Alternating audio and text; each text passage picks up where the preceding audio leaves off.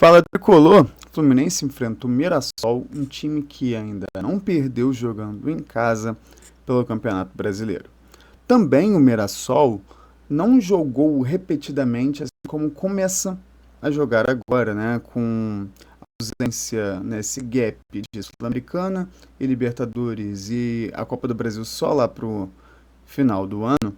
O Brasileirão acaba tendo jogos meio de semana e final de semana, e nesse momento o Mirassol acaba jogando dessa forma, meio de semana, final de semana, e por isso o Mirassol tem três reveses aí, vamos dizer assim, né?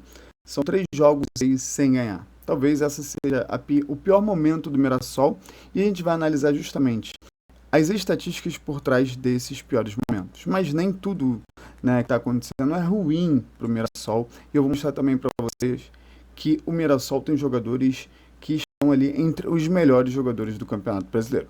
Então, continua no vídeo para você saber todas as informações que eu vou dizer para você, mas antes eu convido você a deixar seu comentário com qual é o placar que você acha que vai ser o jogo e o que você por que você ainda não me segue, né? Deixa seu comentário aqui, Wallace, eu não te sigo porque eu não gosto de você. Mas se você me segue, deixa seu comentário, Wallace, eu já sou seguidor. E diz também de onde você está me ouvindo.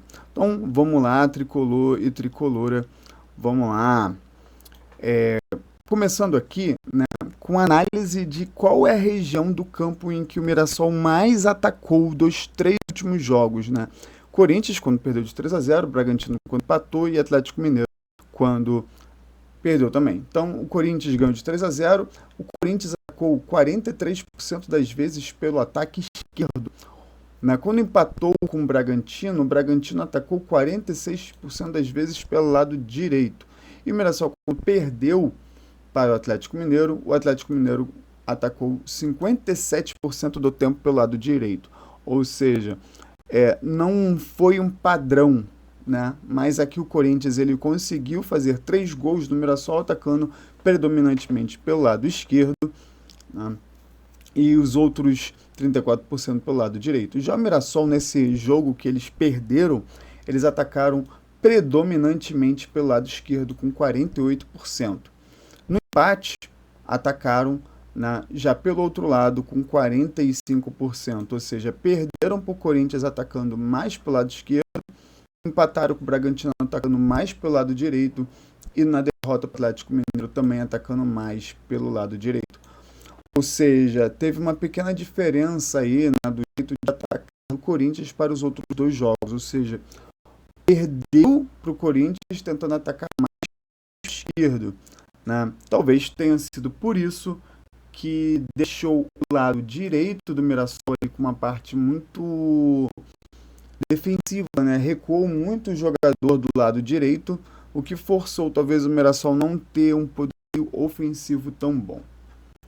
Quando a gente fala de posicionamento médio dos jogadores, né, essas bolinhas são jogadores onde mais frequentou o campo, você percebe que entre dois jogos, né, aqui o Corinthians teve concentração muito grande de jogadores de meio e ataque, né, o Roberto 9, os jogadores aqui muito próximos, outros jogadores ali formaram meio que duplas, né?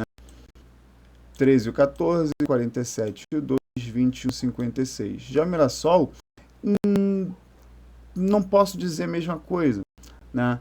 Parece que todos eles ficaram bem, ó, um grupo aqui, mas parece que eles não estão 100% juntos e separados dos outros. Se fosse assim, esse 96 está sozinho, o 6 está sozinho, o 3 está sozinho, e talvez uma dupla aqui de 19 e o 34, mas eu não posso dizer muito sobre isso. Mas parece que o Mirassol ele não forçou os jogadores ali, né, nesse momento da derrota do 3-0, parece que eles não jogaram muito em duplas, né? Parece que eles simplesmente se organizaram ali. Já o Mirassol aqui, ó, no empate contra o Bragantino que parece uma bagunça, né? Você não consegue perceber mais ou menos qual é a estratégia, né? Aqui, por exemplo, você percebe mais ou menos que você tem jogadores, né, defensivos e com aproximação de outros jogadores, né? Por exemplo, 21, se for jogador de defesa, eu não conheço a numeração dos jogadores do Corinthians, né? Mas se o 21, 13 e o 47 forem defensivos, né, o 21 tem aproximação de um ponta, o 47 tem aproximação de um ala, o 13 tem aproximação de jogador aí de meio.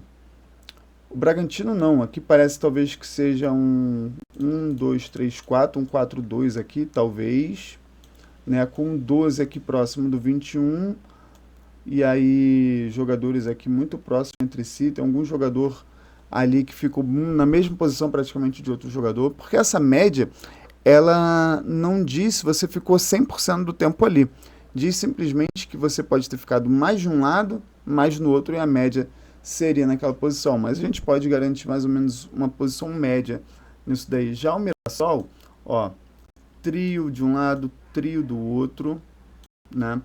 E aqui dois jogadores de defesa e um jogador fixo aqui.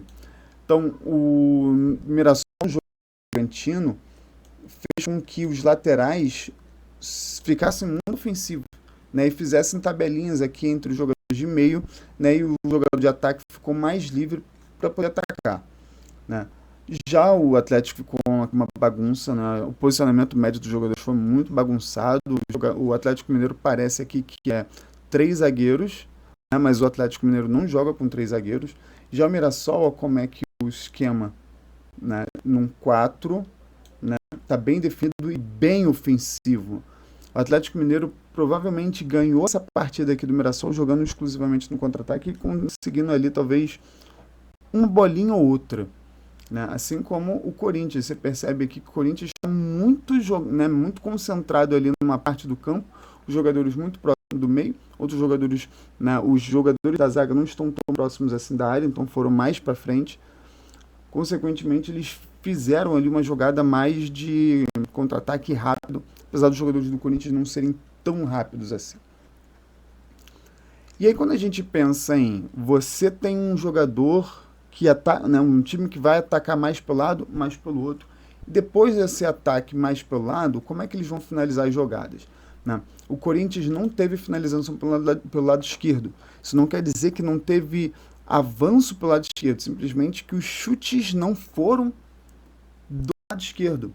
Né? Começaram ali da intermediária, ou dentro da área, de frente praticamente, ou do lado. Ou seja, o Corinthians ele não avançou muito, não teve chute pelo lado esquerdo. O que talvez tenha feito justamente, o que é curioso, que o Corinthians não atacou muito pelo lado esquerdo, não chutou muito a bola pelo lado esquerdo, né? Mas atacou muito mais pelo lado esquerdo. Muito provavelmente o Corinthians deve ter avançado o futebol, né, os jogadores pelo lado esquerdo, e ter trazido depois a bola da esquerda para o meio, para talvez embolar um pouco a parte defensiva, né, do Mirassol por aquele lado ali. Ah, foi mal. Assim como o Bragantino não atacou muito pelo lado direito, né, inverteu as jogadas, né, em relação ao Corinthians, e todos os seus ataques foram basicamente pelo meio, pelo lado esquerdo. Já o Atlético Mineiro, né, quase não atacou pelo lado esquerdo, e atacou predominantemente pelo meio e um pouquinho pela lateral direita. E se a gente for ver, por exemplo, como foi o ataque do Atlético Mineiro, foi um ataque muito, como é que eu posso dizer, às vezes muito cru.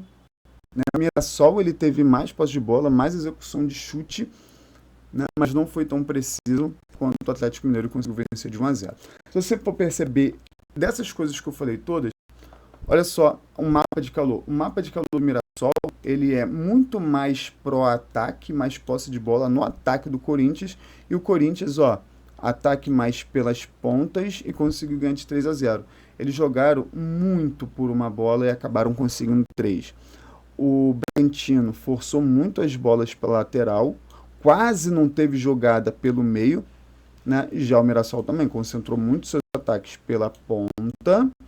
E aqui é uma região onde as bolas vão transitando de uma ponta para outra, talvez criação no meio, foi o Mirassol. Né? E o Mirassol aqui agora quanto ao Atlético Mineiro foi, né, basicamente isso que eu falei.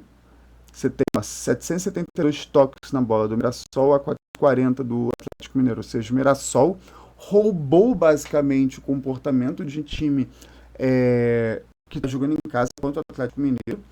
Né? E o Atlético Mineiro aqui, ó, nesse jogo em específico, ele jogou no 3-4-3, eu retiro o que eu tinha falado aqui, né? Ele jogou no 3-4-3, diferente, por exemplo, de como ele jogou contra o Fluminense, ou seja, obras de São Paulo, de toda hora mudar alguma coisa. E aqui, ó, cara, o Mirassol ocupou plenamente o espaço ofensivo do Atlético Mineiro. Na maior parte desses toques foram da intermediária, né, ofensiva do Mirassol, ou seja, meio campo, entre o meio-campo e a zaga do Atlético Mineiro. A maior parte de posse de bola do Atlético foi aqui, ó, com o goleiro. Então, provavelmente, no jogo contra o Fluminense, o Atlético Mineiro tentou fazer essa mesma jogada contra o Mirassol, de tocar muito com o Everson, né, o que não funcionou contra o Fluminense. Mas aí, ó, você percebe claramente que não teve lateral direita o Atlético Mineiro e nem ponta esquerda, como se eles não tivessem jogado nessa região. Basicamente foi uma diagonal, pega a bola aqui, vira o jogo, né? E aí quem seria o jogador do Atlético Mineiro que fez essa virada de jogo ali, né? Provavelmente foi esse 2 ou esse 33 aqui, ó, que é curioso, né? Não foi nem o Bernard não usa esses números. Então, curioso aqui, o Corinthians mesma coisa, forçou muito, trouxe muito o Mirassol para o seu campo defensivo e saiu com velocidade. Então aqui, ó, tem a numeração dos jogadores do Atlético, né? Aqui, Bernard é 11.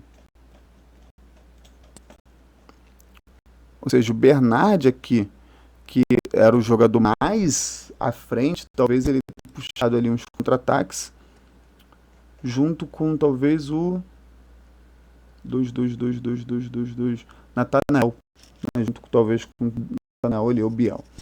Ou mesmo o Rony, pode ter sido isso, puxado pelo Rony.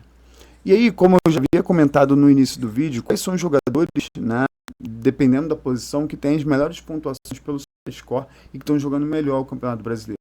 No quesito volante, um jogador que tem a melhor média é o Marlon Freitas, né, 7.21. E o segundo é o meia Danielzinho, do Mirassol, com 7.16. Né? Você tem aqui, ó, o sétimo lugar, Martinelli, com 6.95. E o sexto, outro jogador do Mirassol, Neto Moura. Note que isso daqui é muito variável, né? Tem jogador que pode acabar tendo uma pontuação meio baixa por não errar passe, mas não chutar gol e tal, como é o caso do Martinelli. Ele vai muito à frente, mas ele chuta pouco comparado, por exemplo, com o Hércules. No quesito lateral direito, eles têm o terceiro jogador do Brasil que tem a melhor pontuação no quesito ser lateral direito, perdendo para o Paulo Henrique do Vasco, que foi convocado, e o Willian do Cruzeiro. Continuando, no quesito lateral pela esquerda, Reinaldo, 7.24, o melhor, né? E aqui a gente não tem lateral esquerdo, Piquerez aqui em quinto, ou seja, nesse momento, Reinaldo, a pontuação do Reinaldo é mais alta, por exemplo, junto com o Luciano Jubá aqui, 7.24. Reinaldo, ele faz muito gol, né? Pênalti, falta, geralmente ele que cobra, então acaba que a pontuação dele é elevada. Se não fosse os gols de pênalti que ele faz, talvez essa pontuação seria mais... Bom, provavelmente não. Com certeza essa pontuação seria mais baixa. Questão de zagueiro. No quesito zagueiro, tem dois zagueiros aqui como as pontuações mais altas do G8, né? Grupo de 8 melhores zagueiros do futebol brasileiro. Ou seja, a zaga titular deles, né, tá junto ali como parte dos 8 melhores zagueiros do Brasil, com média 7.09, 7.08. Né?